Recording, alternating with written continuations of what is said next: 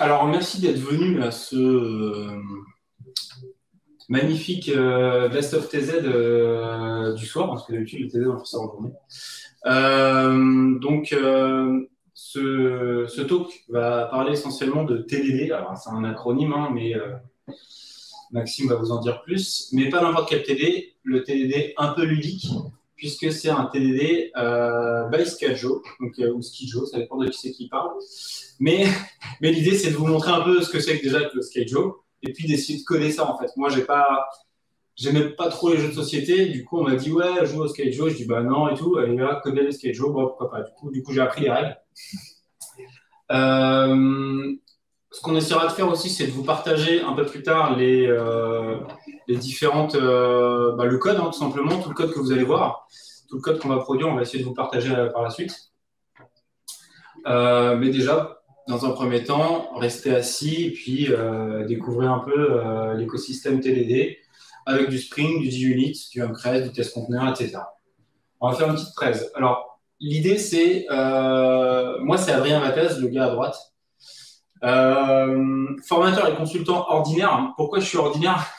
Parce que j'ai rien d'exceptionnel, mais parce que aussi, je vais jouer un peu le rôle du consultant qui ne sait pas trop à quoi ça sert le TDD. Moi, je code du métier, quoi. Vous voyez, je vais pas tester, c'est une perte de temps le métier. Donc, je vais voir un peu, je vais m'aider de Maxime pour qu'il m'explique un peu les choses, quoi. Ouais, et du coup, moi, je suis Maxime Maigret. Du coup, je suis formateur, je suis développeur, tech lead et aussi consultant plus craftsmanship. J'aime bien tout ce qui est craftsmanship, j'aime bien aussi tout ce qui est testing et particulièrement le TDD.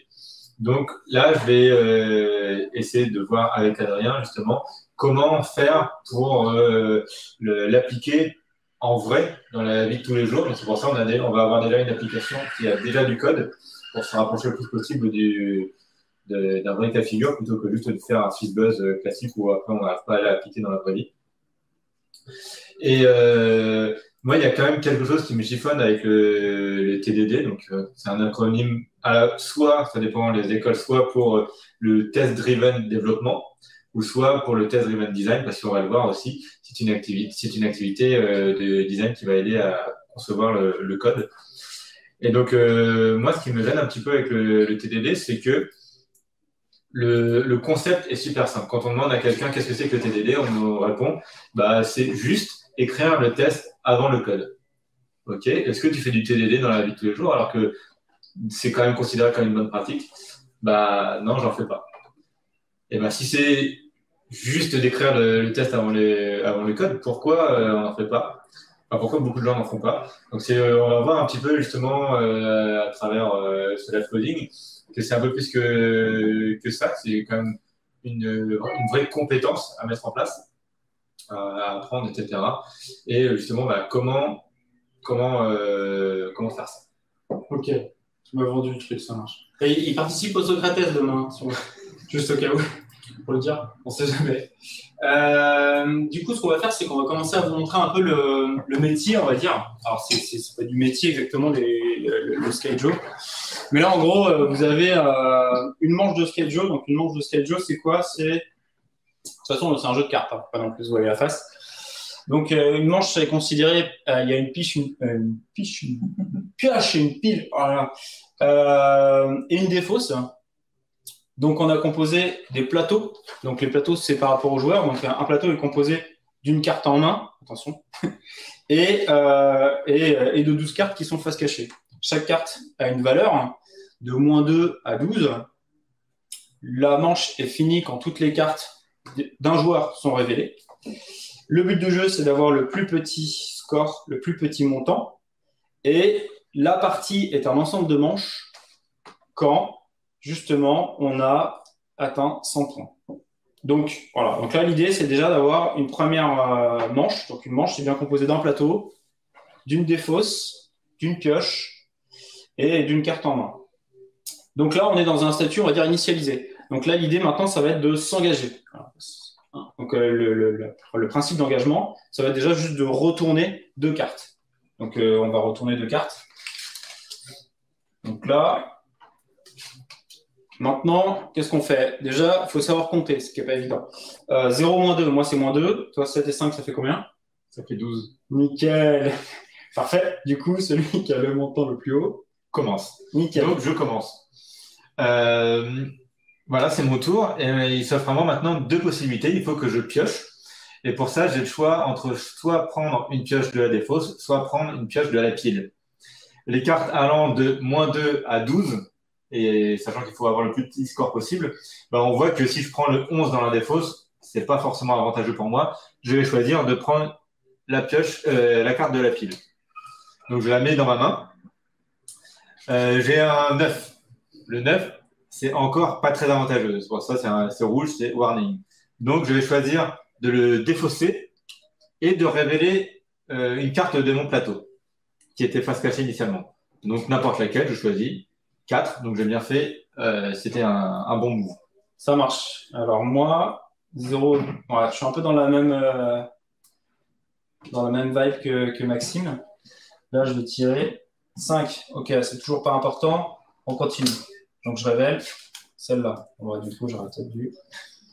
Alors, il faut savoir que normalement, dans les règles, quand on arrive à mettre en colonne 3 fois la carte avec la même valeur, on peut supprimer la colonne. Ça permet de faire moins de points. Ça n'a pas du tout été implémenté, nous, dans notre code. Ouais, puis c'est une règle spéciale. Non.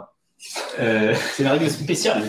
Du coup, 5, je me dis que c'est pas trop mal dans la défausse. Je vais piocher dans la défausse, je la mets dans ma main et je vais pouvoir remplacer n'importe quelle de mes cartes, qu'elle soit cachée ou visible, par ce 5. Donc, je vais remplacer le 7 parce que je me dis que comme ça fait diminuer les valeurs de mon plateau.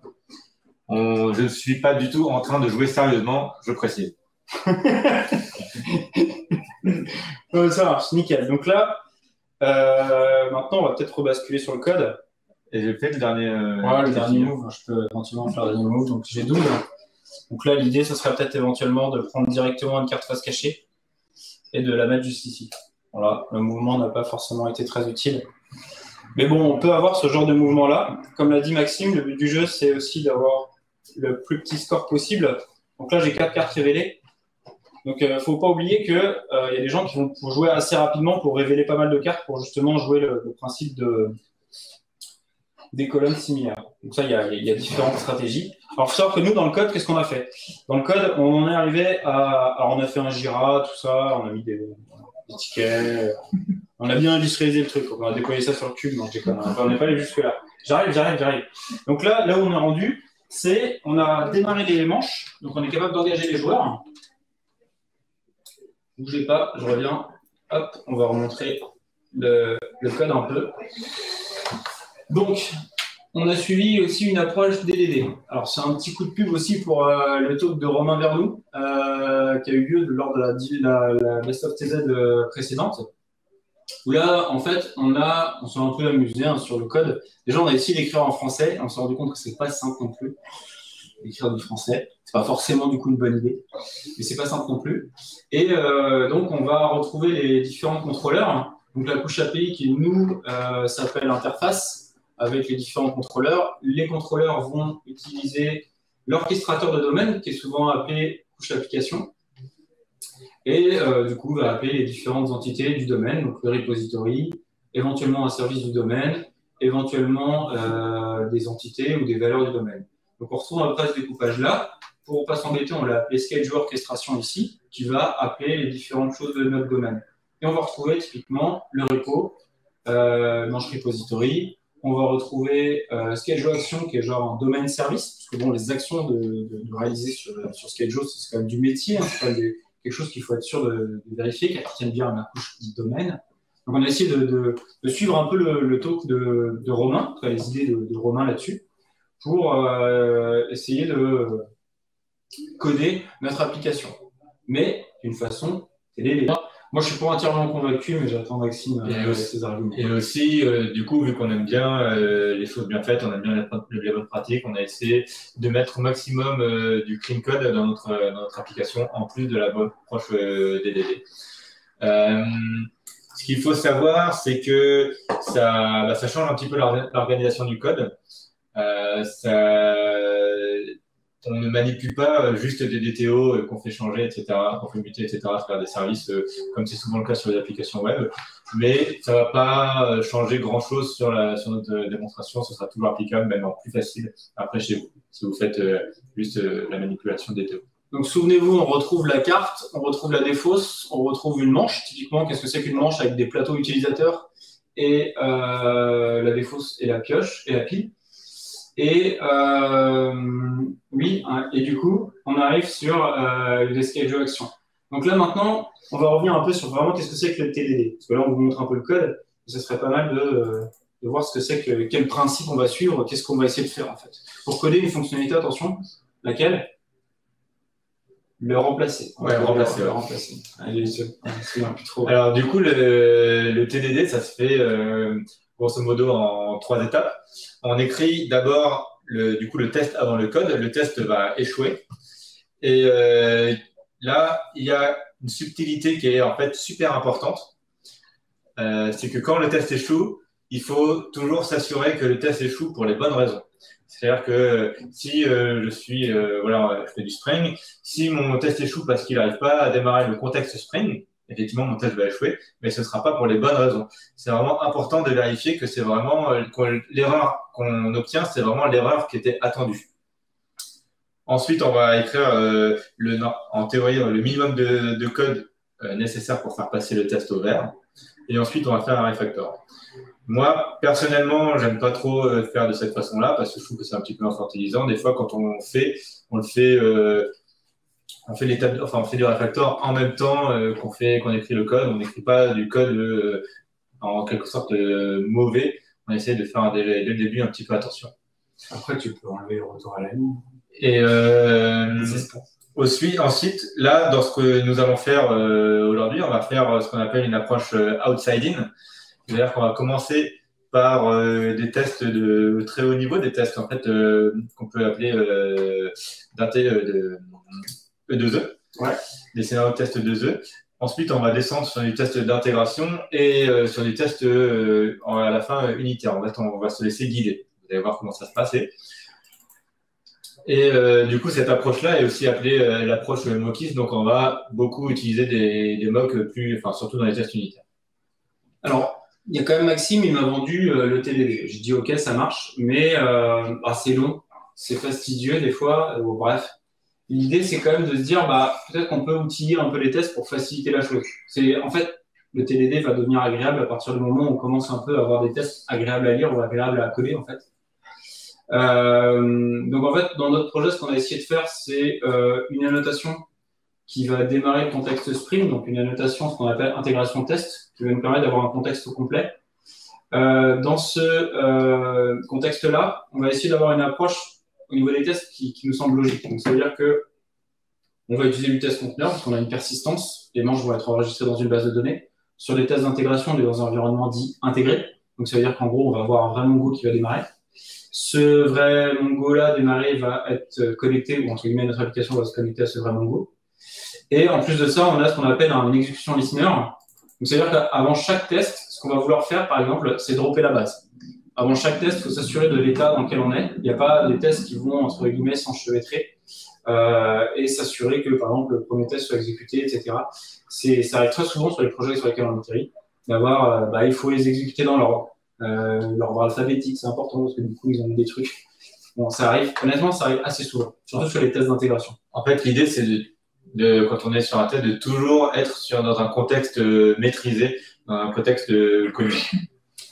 Alors, pour faciliter le TDD, on a aussi voulu utiliser une fonctionnalité qui s'appelle reuse de test conteneur. Et honnêtement, c'est pas encore 100% c'est qu'on a eu des petites surprises là-dessus.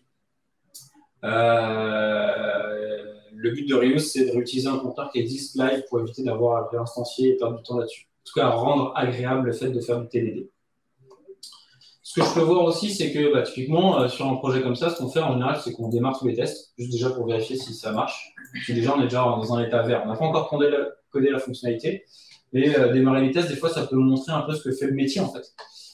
Qu'est-ce qu'on a derrière cette logique-là Donc, on voit que j'ai un contrôleur démarré, on voit que j'ai différents tests. on voit que j'ai des tests unitaires, des tests d'intégration. On voit que j'ai des tests de end-to-end aussi. Donc là, on est pas mal. Donc là, on a différents tests qui vont s'exécuter. Donc pour l'instant, ça me semble tout est ouvert. On a une petite panique, quoi. Donc on a quand même pas mal de choses sur lesquelles on s'est engagé. Et comme l'a dit Maxime, on va essayer de faire du outside in.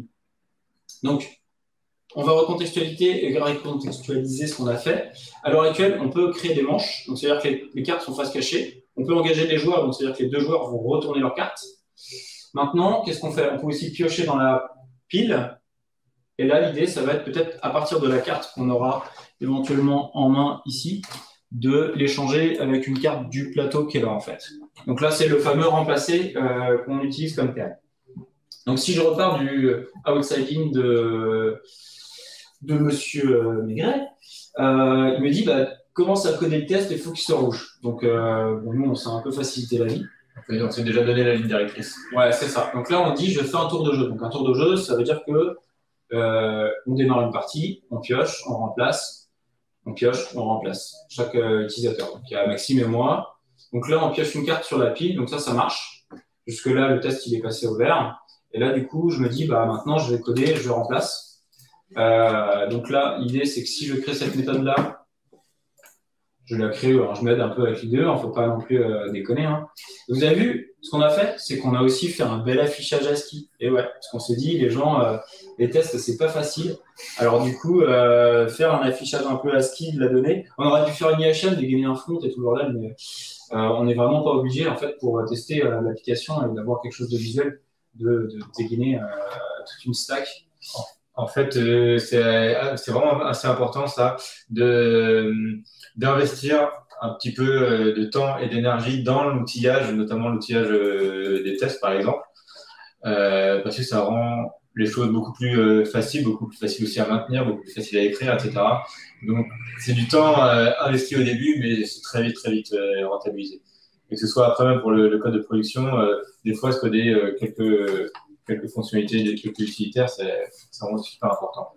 Et là, du coup, sur cette partie-là, sur la partie de scénario de test, donc test end-to-end, où on fait une partie, on va vraiment se concentrer sur est-ce que les différentes phases sont bien coordonnées ensemble? Est-ce qu'elles vont bien pouvoir s'enchaîner? Donc, on va enchaîner les différents appels API. Et l'idée, c'est on ne va pas vérifier la sortie de chaque API. On vérifie juste que le code erreur, on est sur du HTTP 200. Et voilà, juste pour voir qu'on peut effectivement jouer une partie. C'est vraiment le rôle de cette couche de test. C'est super important à chaque test qu'on écrit de se poser la question. Qu'est-ce que je vais tester? De quoi j'ai besoin? Sinon, très vite, on se retrouve à écrire des tests qui ne testent rien du tout au final. Donc là, je commence à coder mon scénario. Donc l'idée, c'est que je code mon scénario de remplacer une carte. Si on regarde un peu, on a fait un vrai projet, hein, donc on s'est mis un petit contrat d'interface en tête.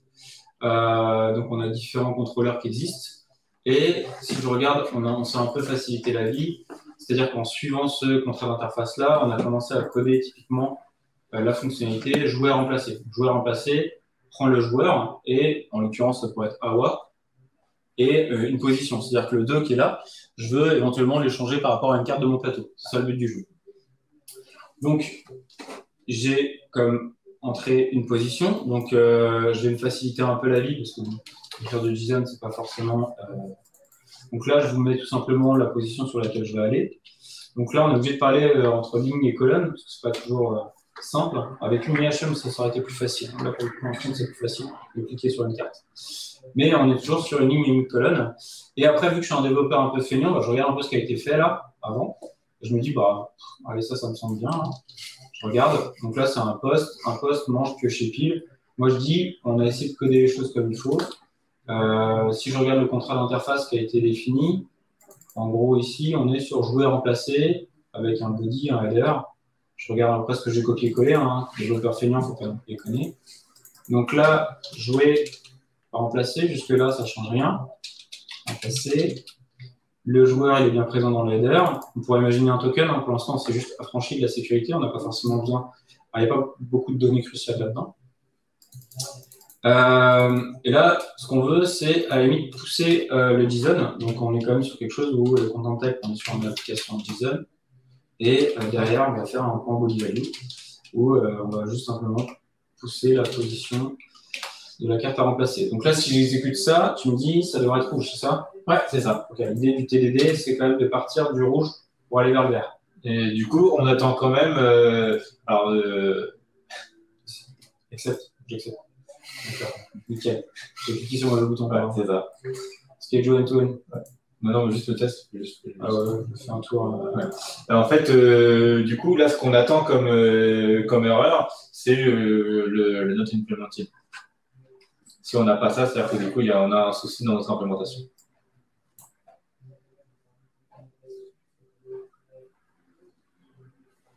Alors, on est quand même sur du test conteneur, donc pour le coup, il y a un démarrage d'un conteneur derrière. Donc, comme je vous l'ai dit, un démarrage d'un vrai Mongo.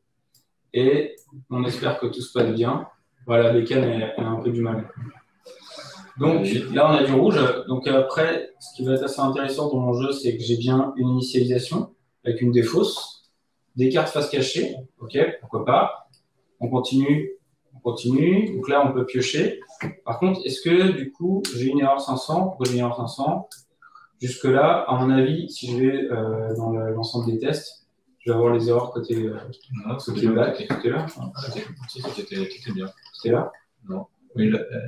Non, c'est la session qui n'est pas bonne. Après, c'est avant notre implemented exception. Donc jusque-là, on a tapé sur ma fonctionnalité, on est content. Maintenant, c'est quoi la suite maintenant, Maxime?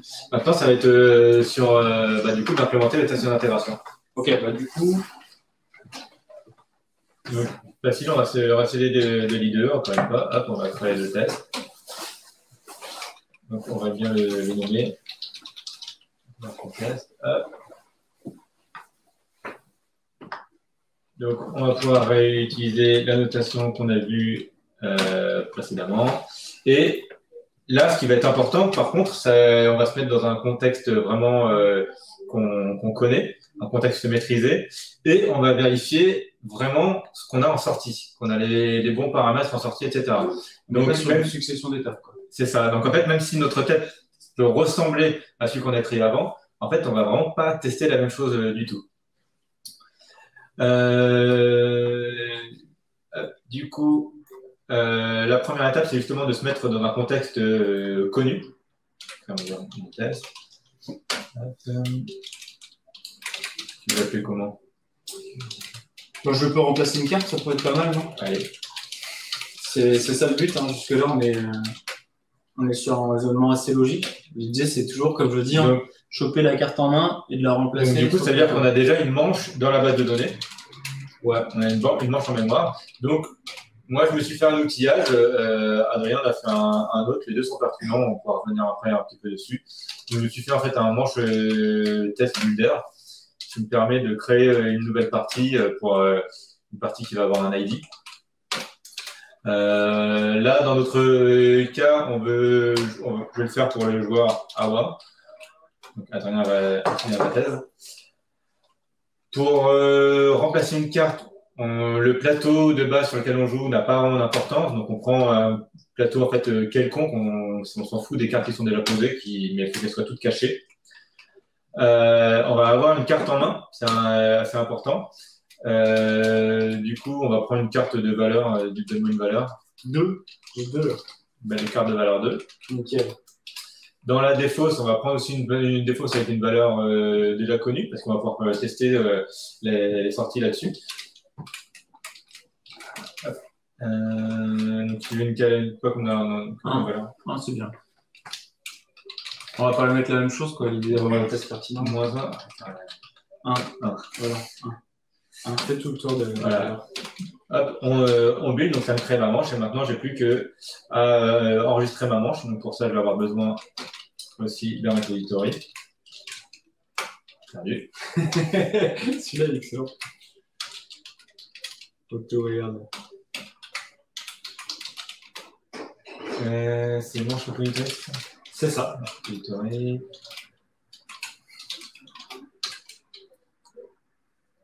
Hop, donc du coup, je l'injecte. Là, je vais vraiment démarrer un contexte Spring. Donc, hop, je peux enregistrer ma manche. Donc, je sais exactement ce que j'ai dans mon contexte Spring.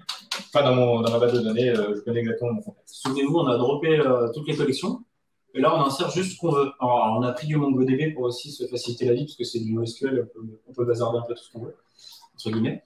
Et là, en gros, on se met dans un given, étant donné que on a une manche en base qui est de cet état-là. Qu'est-ce que je fais derrière? On va pas s'embêter à prendre le même test. Alors, il faut que tu fasses l'appel à l'API. Alors, Maxime, lui, il a codé un manche builder test qui permet de coder des manches un peu bidons. Moi, j'ai codé une annotation qui est différente, qui s'appelle MongoDB Command. Je ne sais pas si vous aviez déjà la notion de l'annotation @SQL qu'on pouvait des fois utiliser côté test d'intégration, qui chargeait des scripts SQL quand on était sur des bases de données relationnelles. Là, moi, j'ai essayé de coder une annotation très similaire qui me permettait d'exécuter des commandes. En gros, je pouvais charger un JSON avant. Là, il a préféré, soit on décide de charger le JSON brut de coffrage dans la base, soit on décide de coller du Java et de sauvegarder ce Java-là, en fait. Donc ça, voilà, là je reprends en fait le test qui existait côté test end-to-end, mais nous c'est pas ça en fait, c'est pas ces vérifications-là qu'on veut faire. On veut vraiment vérifier les sorties, ce que va nous renvoyer l'application. Donc, hop. Alors dans notre contrat d'interface, on s'est toujours dit que qu'est-ce qu'on renvoie à chaque fois qu'on fait un appel au back. On renvoie à chaque fois la manche. Donc, on a vraiment ce que vous voyez à l'écran là. Tout ça, en fait, est renvoyé, en fait. On renvoie en permanence la pioche, on renvoie en permanence l'état. Donc, c'est-à-dire qu'en gros, vous avez un état courant de la manche à chaque appel, à chaque action de l'utilisateur. Donc, voilà, en fait, j'attends en retour d'avoir un joueur, que le joueur en cours, en fait, ce soit Awar. J'attends d'avoir 12 cartes. Je m'attends aussi à ce que la carte, du coup, en position 2-3, donc c'est celle que j'ai mis dans la position de la carte à remplacer, soit de valeur 2, c'est bien ce qu'on a mis, et soit aussi du coup dans le statut visible. On attend que la première carte de la défausse aussi soit en statut visible et que ce soit un 0 parce que quand j'initialise mon plateau quelconque, en fait, le secret c'est que j'initialise qu'avec des cartes 0. Mais cachées. Mais cachées. Donc là, l'idée, ça va être de remplacer en fait cette carte-là et d'avoir après cette carte-là au sein de la défausse, en fait. On est vraiment sur placer simplement la carte en main au niveau du plateau et du coup, à l'issue du test, être capable de retourner une manche qui a à peu près cette tronche-là. Donc là, j'exécute mon test maintenant, qui est censé échouer. Donc là, il va encore échouer en fait pour les raisons qu'on a vues précédemment. Mais voilà, c'est le test qui va nous guider. On va avoir fini la fonctionnalité quand notamment ce test-là sera fonctionnel, ainsi que le test de end-to-end. Après, pour le test end-to-end, ça continue, je le fais vite fait. Voilà. Idéalement, il faudrait faire tout un scénario de test où on fait une partie entière au fur et à mesure, donc on ajoute les différentes étapes. Et c'est ce qui va nous guider en fait dans notre implémentation, dans nos différentes fonctionnalités. Donc là, le test échoue pour la bonne chose, on retombe sur notre note implémentée d'exception. C'est plutôt cool. Jusque-là, c'est normal. Ok, voilà. Ok, hop. On va retourner du coup sur notre appel API. Donc là, maintenant, on code la fonctionnalité. L'idée du rouge, maintenant, c'est de passer sur du vert, peut-être, un truc comme ça. Ouais, c'est ça. Du coup, on va y aller en plusieurs étapes. Là, je suis pas convaincu. Là, j'ai toujours pas de métier. Là, je reste un peu sur ma faim. Moi, je peux pas encore remplacer ma carte. Ouais, ça marche. Je suis un peu frustré. Là, alors, du coup, on a dit. Je suis obligé de remettre un truc comme ça. Ce qu'on veut renvoyer, du coup, c'est un OK. On veut renvoyer, du coup, aussi une manche DTO. C'est ça. D'une manche. Ah. Par contre, là, il me manque, du coup, en fait, l'objet que j'ai envie de renvoyer. Mais je vais initialiser. Hop. Manche. Tac. .td.r. Hop. Manche. Donc là, on va appeler le Kushaki, quoi. Voilà, c'est ça. Donc en fait, c'est l'orchestration, c'est un petit peu ce qui va gérer tout ce qui est routage ensuite derrière. Et on arrive à l'étape où on va appeler quelque chose qui n'existe pas encore. Donc en fait, ça a un nom, ça s'appelle le wishful thinking. C'est, voilà, Tu peux le redire? wishful thinking, Nickel. c'est comment j'aimerais que mon code existe s'il existait. Ok, du coup, tu codes un truc qui n'existe pas. C'est ça. Donc là, donne-moi en fait, comment tu voudrais que s'appelle la méthode. Je sais pas, un joueur échange carte en main. Ok. Avec et des fausses, quoi. Parce que du coup, l'idée, c'est j'échange la carte qui est là et je vais jusque là, quoi. Un truc comme ça. Ouais. Ah, on est d'accord. Donc, du coup, après, ça prend les. Du coup, on avait déjà réfléchi au contraire à l'interface, on sait déjà ce que ça va prendre. Ouais, imaginons qu'elle est quand même cachée, parce que ce serait un peu bête de faire ça, quoi. Donc là, pour le moment, pas la peine de compiler. Je sais que je ne vais pas y arriver.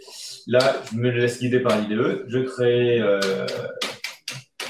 ma méthode qui va me retourner nul. Ce qui peut être intéressant, c'est de relancer notre test pour voir si on a un petit peu avancé, en fait. Ah, si c'est vert, c'est pas logique. Genre, Là, en fait, on est niveau de notre orchestrateur.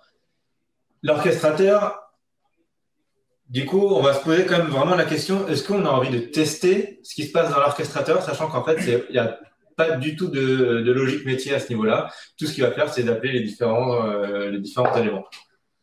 Donc, on prend le parti. On a toujours la même erreur. Hein. Là, c'est bon. Enfin, presque ouais, tu t'as fait on a mis le pointer exception, donc c'est normal. Ouais, c'est qu'on a commencé à récupérer quelque chose qui est nul, ça paraît logique. C'est ça. Donc, ouais, voilà, en fait, pour la couche orchestrateur, on ne va pas la tester parce qu'il n'y a pas de logique métier. Ce n'est pas intéressant de la tester. Ah, le métier est plutôt dans le domaine en général. L'application va seulement orchestrer le domaine. Bon, par contre, on va un petit peu définir ce qu'on veut. Donc, déjà, pour échanger la carte en main et la défausse, bah, c'est assez clair. En fait, on a la première étape qui va être d'échanger la carte en main du joueur. Et ensuite, la deuxième étape qui va être de défausser. Donc, on a notre, comment t'appelles ça, notre logique métier, en fait, qui est contenue dans le schedule action, qu'on va pouvoir appeler. Comment tu voudrais appeler la méthode si elle existait? Je sais pas, échanger carte en main du joueur. Genre le truc au début, là. C'est une action, quoi, du coup, un verbe d'action, échanger, carte en main du joueur. Carte en main, tout simplement. Hein. Ouais. Du coup, ça prendrait quoi en position? Pour changer une carte en main, je pense qu'il faudrait déjà connaître dans quelle manche on est, déjà, tout d'abord. Ouais. Il faudrait connaître aussi le joueur en cours. Ouais, la position, peut-être. La position, ouais, d'accord. C'est comme ça, quoi. Et du coup, on aura aussi une deuxième action, on a dit, qui va être de défausser. Bah ouais. Alors, du coup, comment on récupère la carte que tu as échangée, là? Bien vu. Donc, ça veut dire que, en fait, c'est-à-dire qu'ici, il va falloir que ça nous renvoie notre carte à défausser. Ouais, ça me va. Ok, je peux. Et donc, du coup, c'est cette carte à défausser-là qu'on va rentrer dans la défausse. Il faut aussi qu'il te mette, je pense, la manche, la référence de la manche. Ouais, parce qu'en fait, souvenez-vous, une manche, ça va détenir tout le plateau, bah, tout ce qu'on voit là, en fait. Hein. Il y a la pioche pile, la défausse.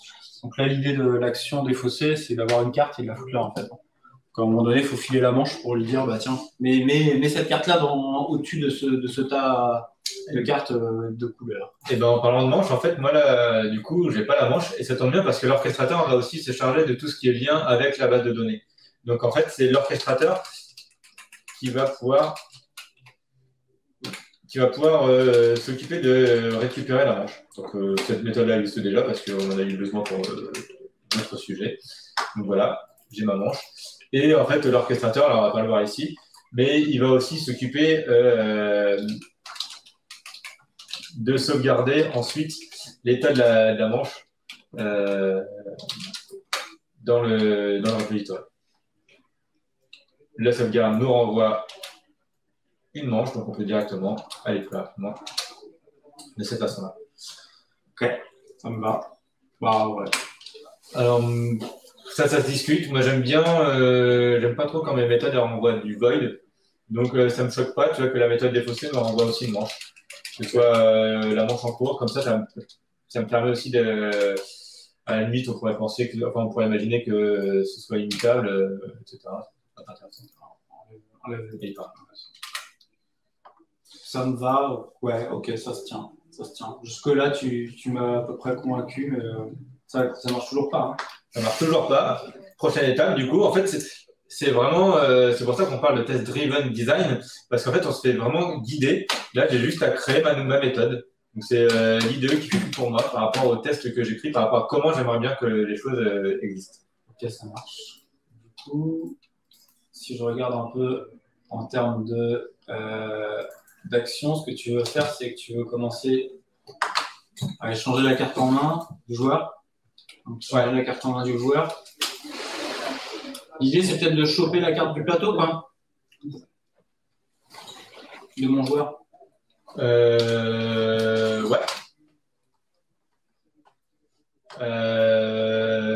Alors là, par contre, en fait, on arrive sur du code où va y avoir vraiment une logique métier. Et donc, ça peut être assez intéressant d'écrire enfin nos premiers tests unitaires. Donc, tu es en train de me dire que tu codes du rouge, du rouge, du rouge, du rouge, du rouge. On descend. Okay. Et là, on va commencer enfin à implémenter un petit peu la logique. Ok, ça marche. Ok, d'accord. Alors, ok, ça me va. Hop. Du coup, comment tu voudrais que la méthode s'appelle? Qu'est-ce que tu veux qu'on teste? Doit défausser la carte en main ou un truc comme ça, non? Alors, pas tout de suite, parce que là, on n'était pas encore sur la défausse. Sur l'échange. Là, on était sur les cartes. Ouais. Doit échanger la carte.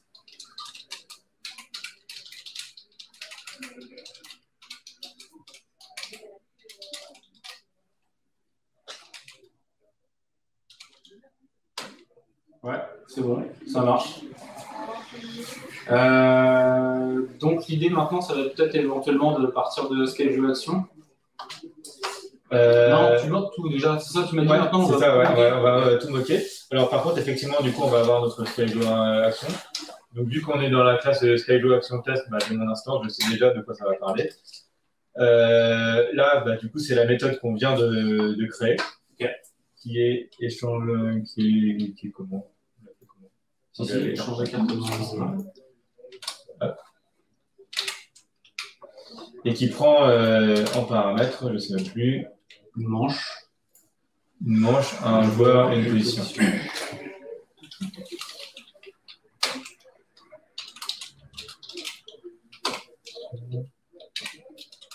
Et on va l'appeler backmap.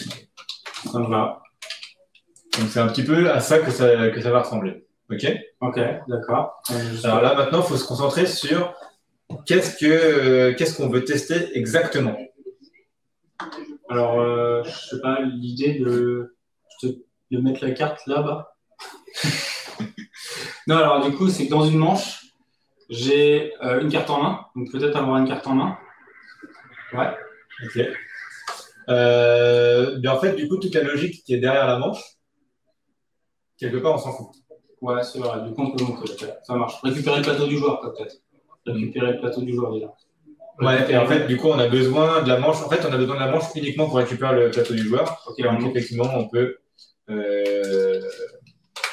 moquer ici. Ok, ça me va. Comme ça, du coup, vu qu'on va vouloir récupérer le plateau du joueur, on peut faire. Voilà, et là, en fait, on s'en fout un petit peu du nom du joueur. C'est pas ça qu'on est en train de tester exactement. Ok. Donc, ça va nous renvoyer un plateau. Est-ce que le plateau en lui-même, ça nous intéresse? Non, on va le moquer aussi, tiens. Ok, ça marche. Je pense qu'il n'y a pas besoin, parce que là, ce qu'on veut, c'est s'assurer de. On veut maîtriser le plateau, quoi, de ce que je comprends. Ouais, c'est ça. En fait, c'est pas la logique qu'on est en train de tester. Ça peut être autre part, mais c'est pas là ce qu'on est en train de faire.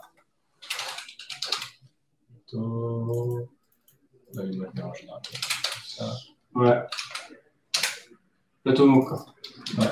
Ça marche. Pareil, là, manche mot, ok, ça marche. Plus explicite, ça me va. Du coup, l'idée maintenant, ça va être de maîtriser peut-être les cartes qu'on donne, non? Ouais, du coup, ça se fait comment ça? Alors, à mon avis, quand tu fais carte en main du plateau, tu veux récupérer une carte à partir du plateau. Non. Ouais, à partir du plateau, en fait. On a carte Ah, il y en a une méthode carte en main, effectivement, qui va pouvoir nous retourner, du coup, une carte en particulier. Ouais. On n'a pas échangé carte en main d'ailleurs. Tu l'as pas déjà? C'est quoi échanger d'ailleurs? Je ne sais même plus ce qu'on a codé.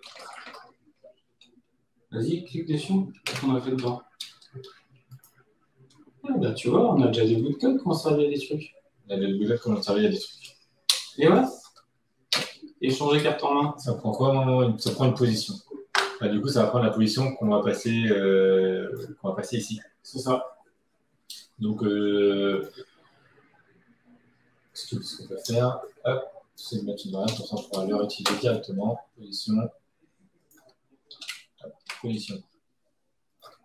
Alors, par contre, position, c'est comment c'est? Tu fais une position. Une position? Ouais, une position colonne ligne. Donc, vas-y, donne-moi. 3-2, ouais, comme on a fait. Ok, on parle le scénario, ça me va. On se reste cohérent jusqu'au bout. Et là, du coup, ça me retourne une carte. Donc, une carte de valeur, tu veux quoi comme. On m'avait dit 1. 0.